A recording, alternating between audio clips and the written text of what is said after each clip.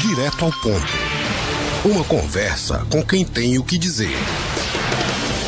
Agora são 12h mais 6 na Paraíba, 12h06, no nosso quadro de entrevistas de hoje, conforme a gente anunciou aqui na abertura, nós estamos recebendo o contador e professor Sidney Toledo. A gente vai falar aqui um pouquinho sobre carga tributária. Aliás, a gente tem falado muito sobre carga tributária e eu já tinha dito que a gente ia trazer aqui um especialista em contabilidade para, além do impacto direto dessa carga que a gente sempre debate aqui na Campina FM, falar também sobre um aspecto que é bastante, vamos dizer assim, interessante, né?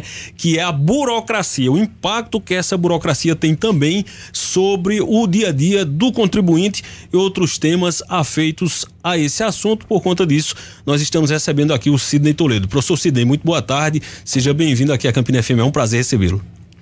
Bom, boa tarde, Lenildo, boa tarde, João Paulo, boa tarde, Bruna, boa tarde, ouvintes da Campina FM. Estou à disposição, Lenildo, para que a gente possa tratar sobre a burocracia e a tributação no Brasil. Algo espinhoso. É algo espinhoso. É um assunto pesado para o horário do almoço, né, professor Sidney? Mas a gente precisa tratar desse assunto, precisa discutir esse assunto.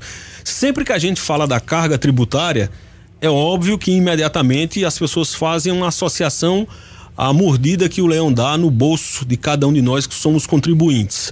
Seja o contribuinte pessoa física, seja as empresas, mas tem um outro aspecto que os próprios empresários reclamam muito, que é, além de todo esse custo, a discussão sobre as alíquotas, sobre o volume dessa mordida, que é também o impacto que a burocracia tem.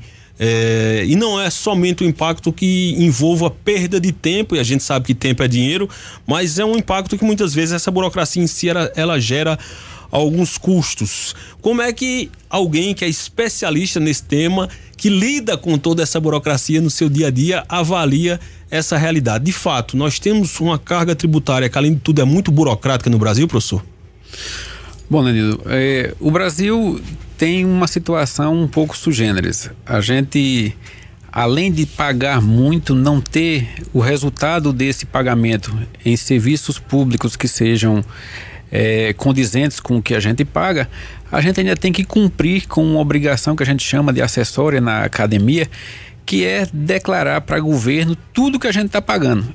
E além disso, se for o caso, o governo ia cobrar multa porventura porque você não declarou.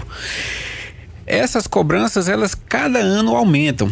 O governo criou um programa denominado de SPED e que tinha a missão de unificar toda essa estrutura tributária em um único formato, mas cada ano que passa o SPED exige mais informação, mais dados, mais detalhamento, e isso inviabiliza os negócios, porque você precisa, enquanto empresário, ter tempo de pensar no seu negócio, conseguir vender, conseguir fazer com que o seu negócio cresça, e não estar se preocupando se tal nota foi lançada ou não foi, ou se você recebeu tal item ou não. Então, essa é a preocupação que a gente, enquanto contabilidade, em que atua no dia a dia fazendo essas coisas, tem com o ramo empresarial. E de fato, o senhor percebe nessa relação cotidiana com os empresários, aquilo que a gente, quando conversa, por exemplo, aqui no jornal, percebe uma preocupação muito grande, por exemplo, de cometer eventualmente um erro, porque muita burocracia favorece muitas vezes a ocorrência de um erro. E como o senhor disse, o processo em si, esses procedimentos, eles são uma obrigação acessória que, se você deixar de cumprir, vem uma multa e incide sobre essa obrigação. É uma preocupação permanente dos empresários, na verdade, cidadão como um todo, mas a gente fala dos empresários porque, obviamente, aí existe uma carga burocrática maior, né? Sim, e para ficar um pouco didático, o que eu preciso explanar e todos os ouvintes possam entender bem, imagine que você adquire em determinada loja 10 produtos, recebeu uma nota fiscal que tem 10 produtos. Por trás daqueles 10 produtos vai ter uma série de informações que a gente precisa cumprir para com o fisco. Então vai ter classificação de tributo, vai ser alíquota para cada tributo, que no mínimo vai ter lá PIS, COFINS, Imposto de Renda, Contribuição Social, ICMS. Vai ter ainda uma categoria de nota, de operação que foi realizada. Então é muito detalhe que, se eu for explanar aqui, em 10 itens talvez a gente tenha mais de 200 informações. Então imagine se qualquer que seja o empresário, ele tem capacidade técnica ou tempo, eu não vou nem capacidade, tempo, de se preocupar em estar relacionando 200 itens diferentes para poder vender 10 produtos. A população não percebe isso, porque a população em geral, ela está fazendo a compra, está recebendo o produto e ela não percebe que todo esse trâmite é necessário ser feito. Qualquer falha nesse processo, basta que um códigozinho desse esteja em desacordo, isso nem altere tributo, podem alterar ou não, mas basta que tenha um único código errado para que a empresa seja multada. Então, é um excesso de burocracia para que você possa trabalhar. Essa é a situação. Com a sua experiência como contador e como professor, realmente seria possível diminuir essa burocracia, mesmo que sem mexer no impacto hoje da carga tributária? Ou seja, a gente fala sobre reforma tributária e parece uma coisa tão muito distante, sobretudo quando se pensa de alguma forma que o governo vai abrir mão de recursos de qualquer que seja a maneira. Mas diminuir a burocracia, independente de uma reforma tributária, seria possível, professor? Sim, né? Que todos os ouvintes saibam, é muito simples fazer isso. A gente vive numa sociedade que a tecnologia evoluiu bastante, então a gente pode eliminar processos burocráticos e o governo ter o mesmo ou até mais controle. Reduzir carga tributária é algo pouco previsível a curto prazo. Os governos, em geral, estão todos deficitários e eles não vão abdicar de receita. Mas simplificar o processo já daria pelo menos um pouco mais de paz para os empresários. Ô professor, isso seria algo que, através, como o senhor disse, dos meios tecnológicos que já estão disponíveis, seria mais ou menos algo que em curto, médio prazo se poderia implementar? E a pergunta óbvia também é, se existe essa possibilidade, por que o governo não faz? A pergunta é um pouco difícil de responder. A pergunta é óbvia, a resposta é que não é. Isso. Os meios já são totalmente possíveis de serem utilizados. O governo, ele precisa, para poder aplicar uma cobrança, um formato de cobrança mais rígido do ponto de vista tecnológico, ele precisa considerar as situações diversas que o Brasil enfrenta. Então, é possível em Campina Grande você ter um processo totalmente digital, mas não é possível numa cidade ribeirinha no Amazonas. Então, e isso é que faz com que o governo não implante de imediato, mas que está em processo de implantação um sistema que unifica toda a tributação por meios eletrônicos e que num futuro breve o governo adotará isso, independentemente de querer ou não querer reduzir a burocracia.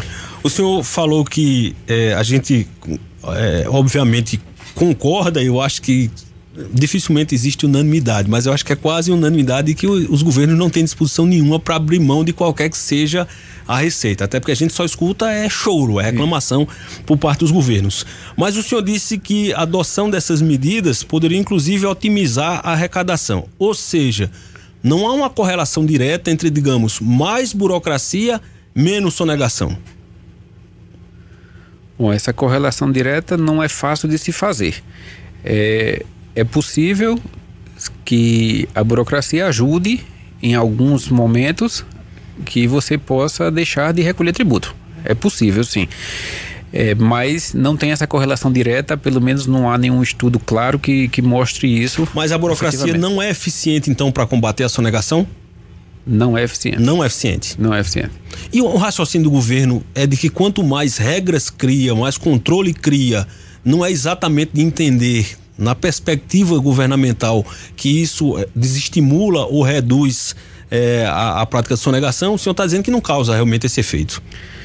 Bom, a ideia do governo seria efetivamente que com esses maior volume de controles você possa de fato evitar a sonegação.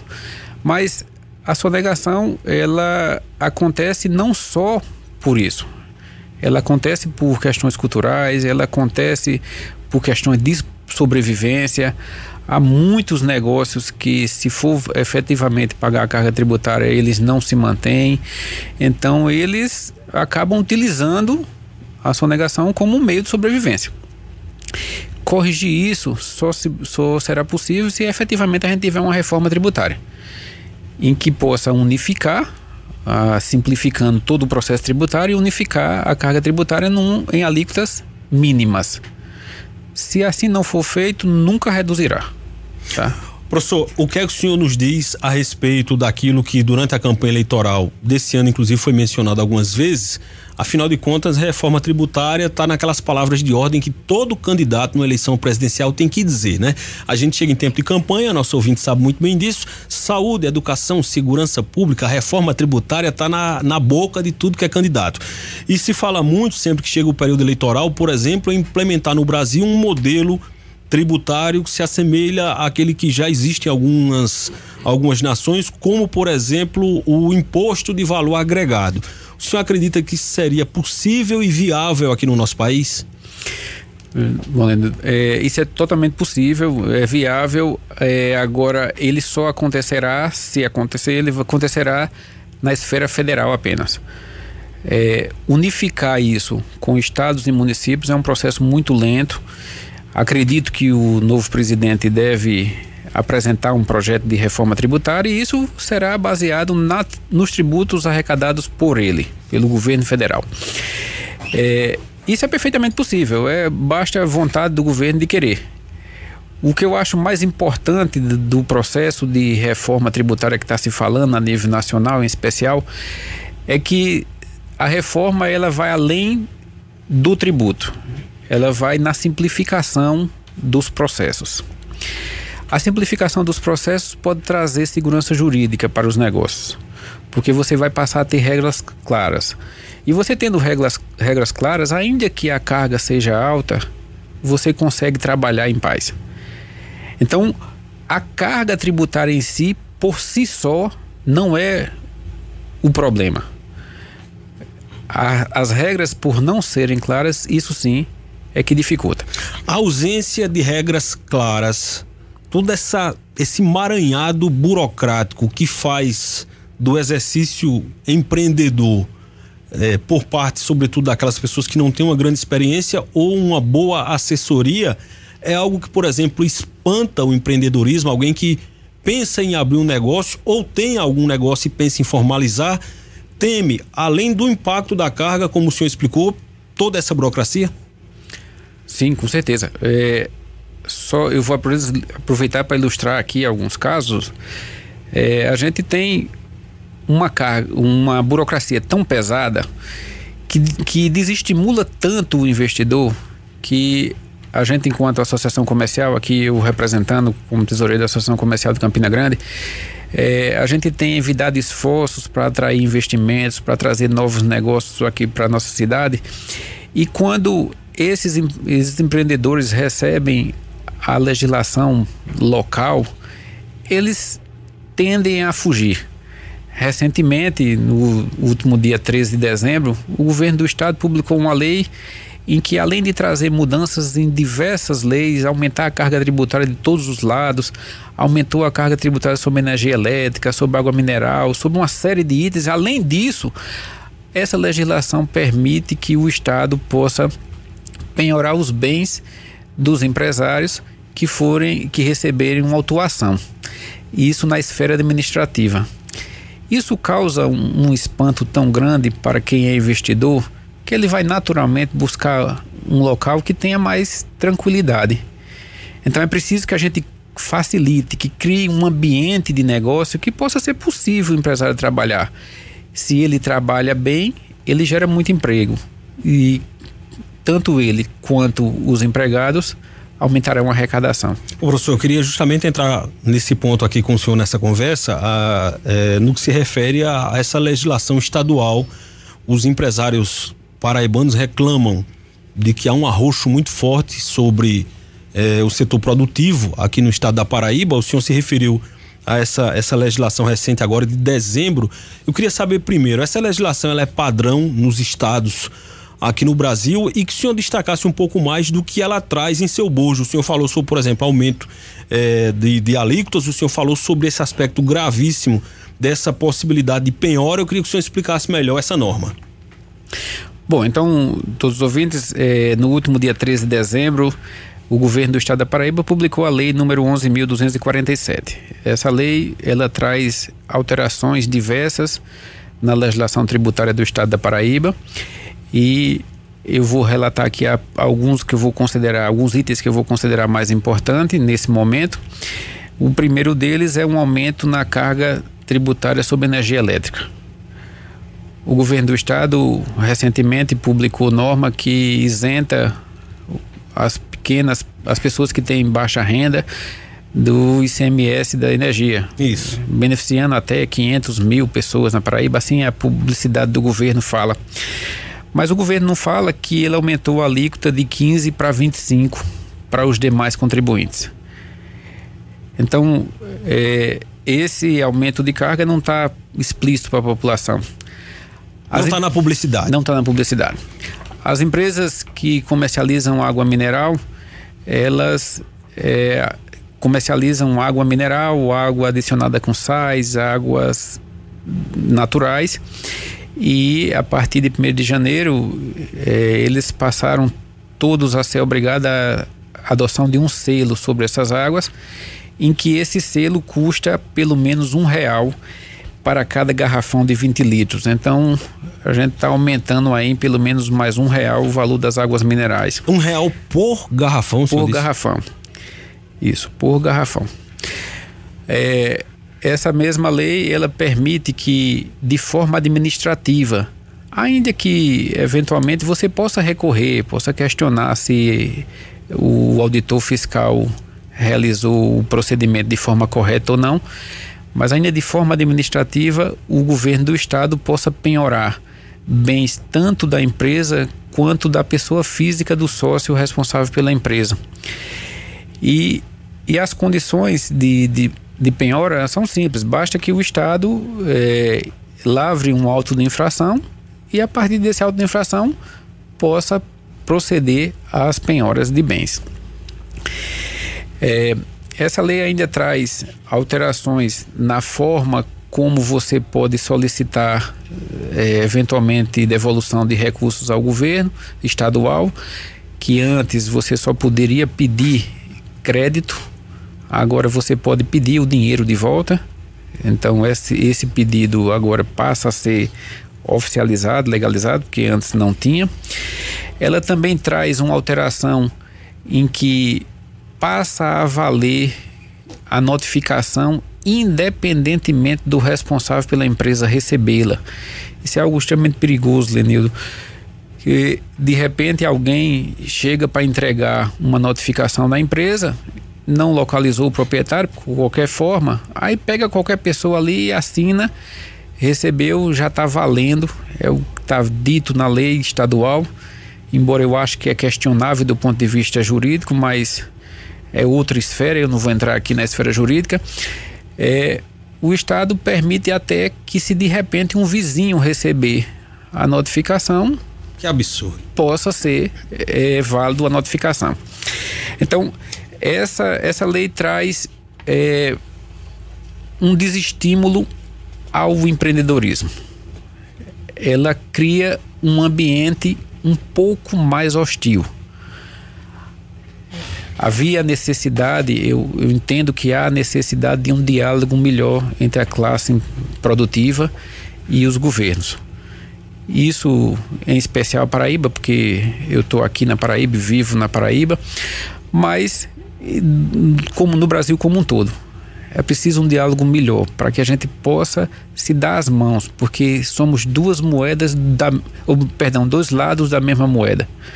Não dá para viver sem o empresário, não dá para viver sem os contribuintes. As duas pessoas precisam estar andando junto. Então a gente precisa desse entendimento. Professor, eu queria que o senhor explicasse um pouco mais essa, como é que eu posso dizer, essa excrescência, esse absurdo. Quer dizer que pode haver a penhora dos bens daquela empresa independente de um processo judicial. Como é que seria isso? Por um mero processo administrativo? Isso é mesmo. O que está na lei? É o que está na lei.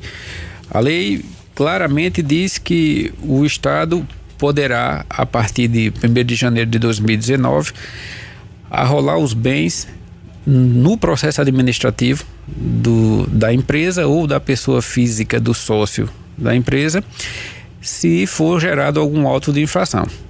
E ele diz as condições em que isso pode acontecer. Então, a primeira condição é que se o auto de infração for superior a valores de hoje, em torno de R$400 mil. Aparentemente, você pode pensar, não, R$400 mil é muito dinheiro. Se a gente considerar uma fiscalização de 5 anos, esses 400 mil representa 80 mil por ano. Se eu dividir isso por 12 meses, está dando 7 mil, menos de 7 mil por mês. Como o auto de infração tem 100% de multa, então a gente está falando de R$3 mil por mês. Então, acima de R$3 mil por mês já pode ser, de repente, penhorado os bens. Bom, aí ele dá a segunda condição. A segunda condição é o seguinte, é que de repente a empresa seja sonegador. Olha, o que o Estado entende como sonegador é aquela pessoa que não paga, que tem mais de 8 meses sem pagar o Estado. Então, essa seria a segunda condição em que ele pode penhorar os bens. A terceira condição é se você deixou de pagar 70% do valor do imposto em algum período. Aí, esse é outro negócio muito estranho, porque de repente eu devo R$100 de imposto neste mês, aí não pude pagar, eu estou devendo 100%. Então, em qualquer situação, o Estado pode penhorar os bens. E da pessoa física, todas as vezes que o auto de infração for superior a 30% do patrimônio que ele declarou no imposto de renda da pessoa física. Esse, inclusive, é uma questão que a gente vai ter daqui a uns meses que refazer imposto de renda. E eu vou só aproveitar o gancho aqui para lembrar que a grande maioria das pessoas não declaram os seus bens da forma que deveria. Muitas vezes, eu só tenho um carro, deixa para lá, não declara, só tenho uma casa, não declara. Então, imaginem um empresário desse que não declarou nada, 30% de nada é nada. Então, qualquer valor de auto de infração já pode resultar na penhora administrativa dos bens. Eu confesso que é de gerar uma perplexidade. Perplexidade, porque é como se nós não vivêssemos em um estado de direito. É como se não vivesse, em que o poder público detém o poder de decidir, inclusive, sobre o patrimônio do indivíduo, porque no momento em que eu decido que eu posso me apropriar daquele patrimônio, uma decisão em que eu sou parte no processo, porque o Estado é parte, e é para isso que existe a justiça, é para isso que existe o processo judicial, inclusive no que se refere às cobranças tributárias, né? Quando o governo busca executar essa dívida através de uma ação apropriada na justiça, e aí o governo, parte, cria uma lei, cria uma legislação que me autoriza a tomar uma medida que na prática é expropriar o patrimônio de alguém porque eu acho que devo fazê-lo. Leonido, é de causar. Eu estou recebendo mensagem aqui de ouvintes dizendo que não acreditam no que o senhor está falando. Bom, então, para que os ouvintes tenham. Sim, essa lei é número 11.247, de 13 de dezembro de 2018. Leonido, eu preciso registrar aqui que há 6 anos atrás houve uma tentativa de se publicar uma lei semelhante a essa. E a Associação Comercial de Campina Grande, naquele momento, se juntou com toda a classe empresarial do Estado, associações diversas, sindicatos diversos, FIEP, e a gente conseguiu naquele momento fazer uma força suficiente para que o projeto de lei fosse arquivado na Assembleia Legislativa do Estado da Paraíba. E o projeto foi arquivado. Então, os empresários, naquele momento, entenderam que venceram a batalha. Só que o governo não esqueceu.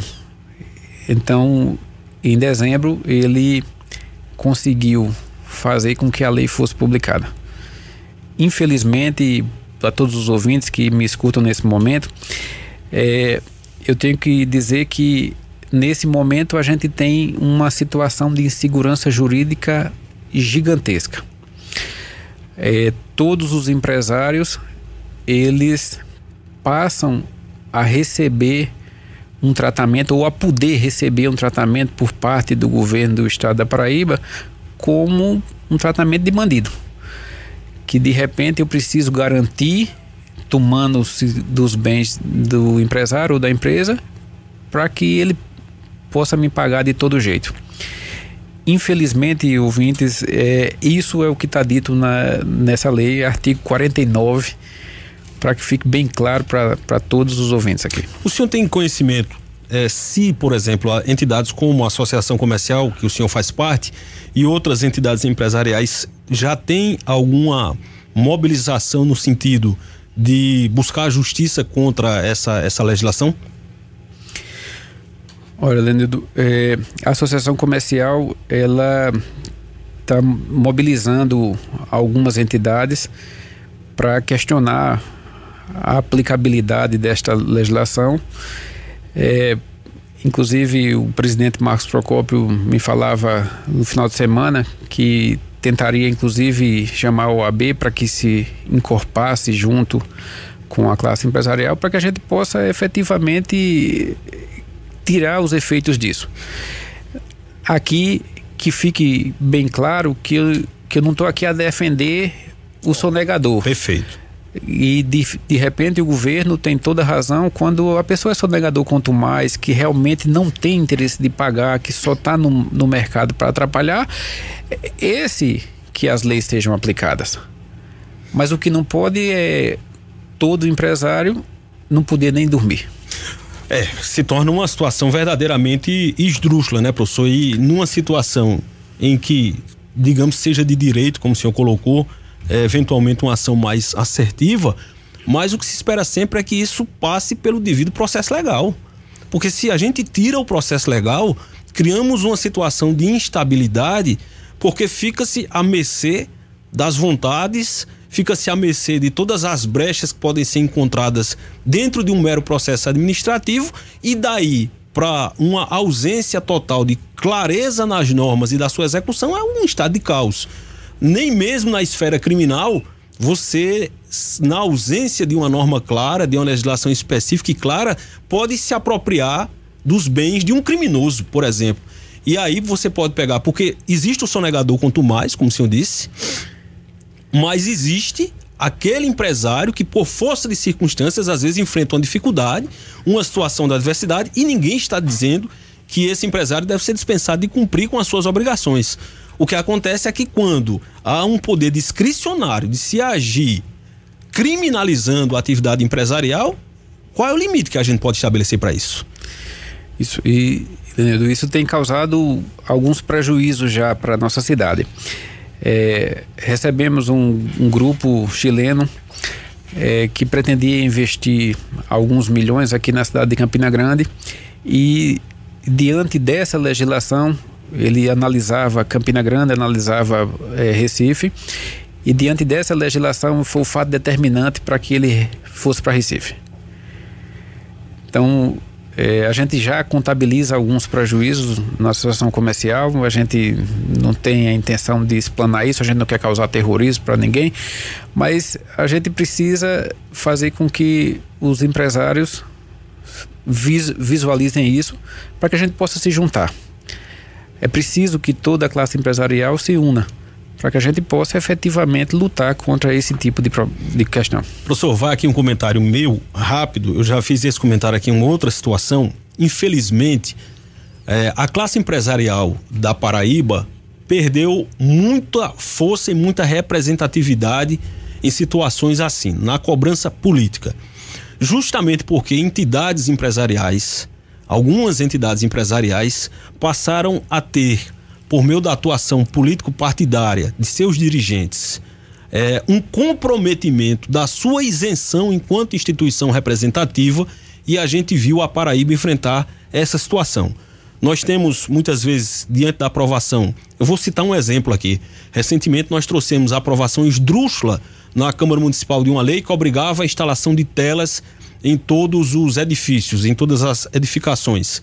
E houve uma gritaria geral da cidade. Aí você fica diante de um absurdo como esse e há, por parte de alguns segmentos, um verdadeiro silêncio, que não dá para entender. Nós, por exemplo, temos tido muito mais acesso para as informações e discussões e debates no campo da análise das dificuldades enfrentadas pela a classe empresarial com a Associação Comercial Empresarial de Campina Grande. Mas as entidades que representam os empresários no nosso estado são várias e que não poderiam e que não podem jamais ficar silentes diante de um absurdo como esse que nós acabamos de tratar agora há pouco. É profundamente lamentável isso. Professor Sidney, eu quero agradecer pela sua participação, foi um prazer muito grande recebê-lo e dizer que eu sei da sua agenda muito ocupada, mas que a gente lhe espera em outras participações aqui no Jornal do Meio Dia. Bom, Lenildo, eu quero agradecer o espaço, agradecer o convite, dizer a todos os ouvintes que essa é uma situação lamentável, mas que eu estou à disposição aqui para que a gente possa tratar dessas e de outras questões e que o empresariado se junte. Só assim a gente consegue vencer essas questões. Muito bem, nós estamos aqui inclusive para isso, né, Bruna Moraes? Como a gente tem dito, o papel do Jornal do Meio Dia é tentar trazer à pauta a discussão sobre esses temas que no geral acabam passando despercebidos quando a gente fica focado somente em discutir política partidária. Se a gente só faz jornalismo discutindo campanha eleitoral, termina uma, começa a outra, a gente não tem tempo para debater temas que são de verdade do interesse da população. E é preciso colocar esses temas na pauta. Agora são 12h37, a gente volta já já aqui no Jornal do Meio Dia. A informação com a marca da credibilidade Campina FM. Jornal do Meio Dia.